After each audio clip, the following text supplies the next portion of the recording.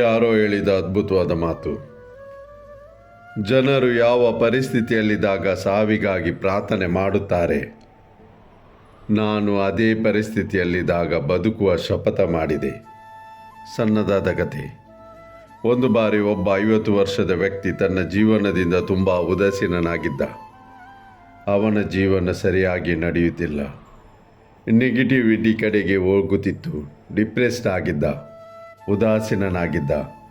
ಮನೆಗೆ ಬಂದ ಕೂಡಲೇ ಸಿಡಿಮಿಡಿಗೊಳ್ಳುತ್ತಿದ್ದ ಮಕ್ಕಳ ಹತ್ತಿರ. ಒಂದು ಒಳ್ಳೆಯ ಕಂಪನಿಯಲ್ಲಿ ದೊಡ್ಡದಾದ ಪೊಸಿಷನ್ನಲ್ಲಿ ಕೆಲಸ ಮಾಡುತ್ತಿದ್ದ. ತುಂಬ ಎಂಪ್ಲಾಯೀಸ್ ಅವನ ಅಂಡರ್ ಕೆಲಸ ಮಾಡುತ್ತಿದ್ದರು. ದೊಡ್ಡದಾದ ಟೀಮ್ ಇತ್ತು. ಎಲ್ಲವೂ ಇತ್ತು ಅವನ ಹತ್ತಿರ.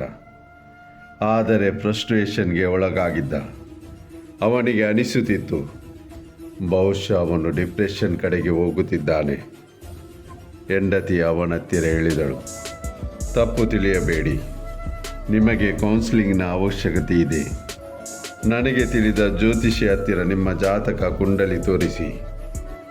ಅವರು ತುಂಬ ಒಳ್ಳೆಯ ಕೌನ್ಸಿಲರ್. ಎಲ್ಲವನ್ನು ಹೇಳಿಕೊಡುವರು, ಮುಂದಕ್ಕೆ ಏನು ಮಾಡಬೇಕು ಎಂದು. ಆ ವ್ಯಕ್ತಿ ಹೇಳಿದ, ಸರಿ, ನೀನು ಹೇಳುತ್ತೀಯಾದರೆ ಒಮ್ಮೆ ತೋರಿಸಿಬಿಡುತ್ತೇನೆ. ಅವನು ತಲುಪಿದ ಕೌನ್ಸಿಲಿಂಗಾಗಿ. ಜ್ಯೋತಿಷರು ಮೊದಲು ಜಾತಕ ಕುಂಡಲಿ ನೋಡಿದರು. ಎಲ್ಲವೂ ಸರಿಯಾಗಿ ನಡೆಯುತ್ತಿದೆ. ದೆಸೆ ಹಾಳಾಗಿಲ್ಲ, ಒಳ್ಳೆಯದೂ ಇದೆ. ಆ ವ್ಯಕ್ತಿ ಹೇಳಲಾರಂಭಿಸಿದ, ನನ್ನೊಳಗೆ ಸಿಡಿಮದ್ದು ತುಂಬಿದ ಹಾಗೆ ಭಾಸವಾಗುತ್ತಿದೆ. ನನ್ನೊಳಗೆ ಸಿಡಿಗುಂಡು ಇಲ್ಲ, ಆದರೆ ಸಿಡಿದು ಹೋಗುವಂತೆ ಅನಿಸುತ್ತಿದೆ. ನಾನು ತುಂಬ ಚಿಂತಿತನಾಗಿದ್ದೇನೆ. ಈ ಜೀವನದಲ್ಲಿ education loan, house loan, car loan, ಎಲ್ಲವೂ ಸಾಲ ಸಾಲ ಸಾಲ. ಮಕ್ಕಳ ಶಾಲೆಯ ಫೀಸು, ಅದು ಇದು. ನಾನು ಫ್ರಸ್ಟ್ರೇಟ್ ಆಗಿದ್ದೇನೆ. ನನಗೆ ಅನಿಸುತ್ತಿದೆ ನಾನು ಡಿಪ್ರೆಸ್ಡ್ ಆಗಿದ್ದೇನೆ. ಉದಾಸೀನತೆ ಮೂಡುತ್ತಿದೆ. ನಿರಾಶನಾಗಿದ್ದೇನೆ. ಹೇಳಿ, ನಾನು ಏನು ಮಾಡಬೇಕು? ಅವನು ಕೌನ್ಸಿಲರ್ ಇಂಟ್ರೆಸ್ಟಿಂಗ್ ವಿಷಯ ಹೇಳಿದನು. ಒಂದು ಕೆಲಸ ಮಾಡಿ, ನೀವು ಯಾವ ಸ್ಕೂಲ್ನಲ್ಲಿ ಓದಿದ್ದೀರಿ? ಅವನು ಹೇಳಿದ ಸ್ಕೂಲ್ನ ಹೆಸರನ್ನು.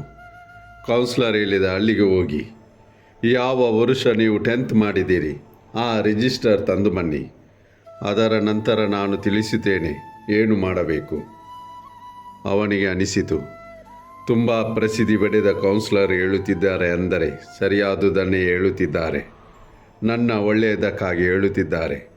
ಸ್ಕೂಲಿಗೆ ತಲುಪಿದ. ರಿಜಿಸ್ಟರನ್ನು ತರುವುದು ಸಾಧ್ಯವಿರಲಿಲ್ಲ. ಅದರ ಫೋಟೋ ಕ್ಲಿಕ್ ಮಾಡಿ ಡಾಟಾ ಕಲೆಕ್ಟ್ ಮಾಡಿದ. ತನ್ನ ಜೊತೆ ಕಲಿಯುತ್ತಿದ್ದವರ ವಿವರಗಳು ಸಿಕ್ಕಿದವು. ಕೌನ್ಸಿಲರ್ ಹೇಳಿದರು, ಒಂದು ಕೆಲಸ ಮಾಡಿ, ನೀವು ಇದರಲ್ಲಿ ಯಾರನ್ನೆಲ್ಲ ತಿಳಿದಿದ್ದೀರಿ, ನಿಮ್ಮ ಗೆಳೆಯರಾಗಿದ್ದರು, ಕ್ಲಾಸ್ಮೇಟ್ ಆಗಿದ್ದರು, ನಿಮ್ಮ ಕ್ಲಾಸಿನಲ್ಲಿ ಇದ್ದರು, ಅವರ ಬಳಿ ಹೋಗಿ ಅವರ ಬಗ್ಗೆ ತಿಳಿದುಕೊಂಡು ಬನ್ನಿ.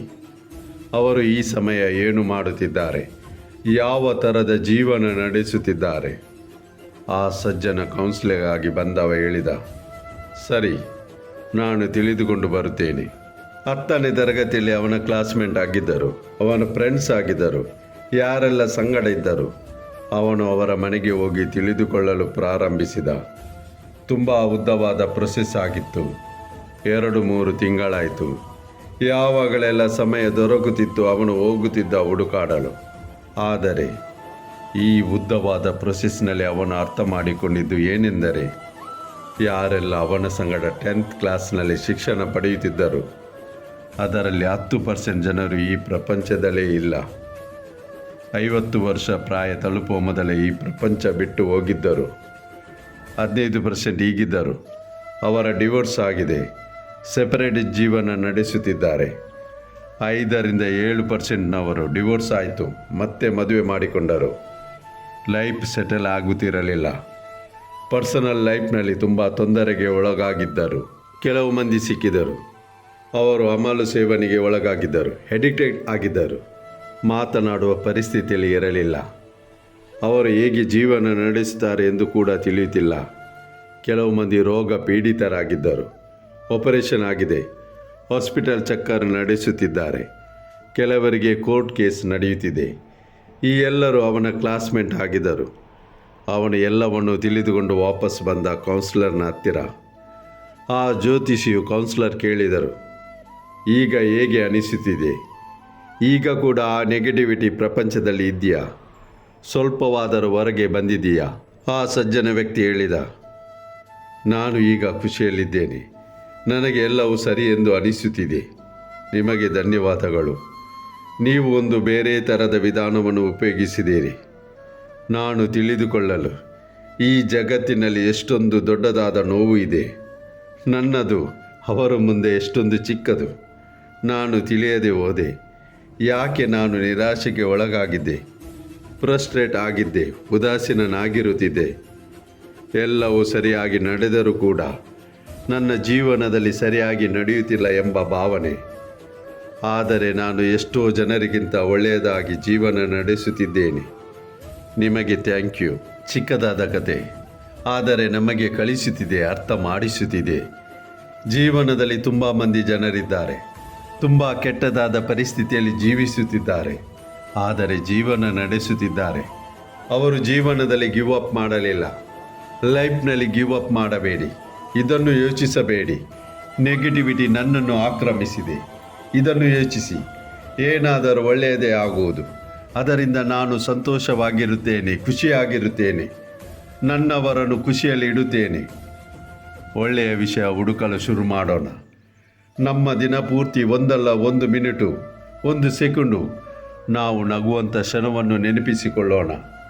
ಇದರಿಂದಾಗಿ ನಾವು ನೆಗೆಟಿವಿಟಿಯಿಂದ ದೂರ ನಿಲ್ಲಬಹುದು. ಇದನ್ನೇ ನಾನು ಹೇಳಲು ಬಯಸುತ್ತಿದ್ದೇನೆ ನಿಮ್ಮ ಹತ್ತಿರ. ಸ್ನೇಹಿತರೆ, ನಾವೆಲ್ಲರೂ ಒಗ್ಗಟ್ಟಿನಿಂದ ಇದ್ದು ಸುಖ ದುಃಖದಲ್ಲಿ, ಕಷ್ಟ ಸಂಕಷ್ಟದಲ್ಲಿ ಇತರರಿಗೆ ಸಹಾಯ ಮಾಡೋಣ ಎಂದು ನಿಮಗೆ ಅನಿಸಿದರೆ ಲೈಕ್ ಮಾಡಿ, ನಿಮ್ಮ ಪ್ರೀತಿ ಪಾತ್ರದವರಿಗೆ ಶೇರ್ ಮಾಡಿ. ನಮ್ಮ ಚಾನೆಲ್ ಸಬ್ಸ್ಕ್ರೈಬ್ ಮಾಡದೇ ಇದ್ದರೆ ಸಬ್ಸ್ಕ್ರೈಬ್ ಮಾಡಿ ನಮ್ಮನ್ನು ಪ್ರೋತ್ಸಾಹಿಸಿ. ನಿಮ್ಮ ಭೇಟಿ ಮುಂದಿನ ಕಥೆಯೊಡನೆ. ಅಲ್ಲಿಯವರೆಗೆ ನಿಮ್ಮ ಕಾಳಜಿ ವಹಿಸಿ. ಸದಾ ನಗುನಗುತ್ತಾ ಇರಿ.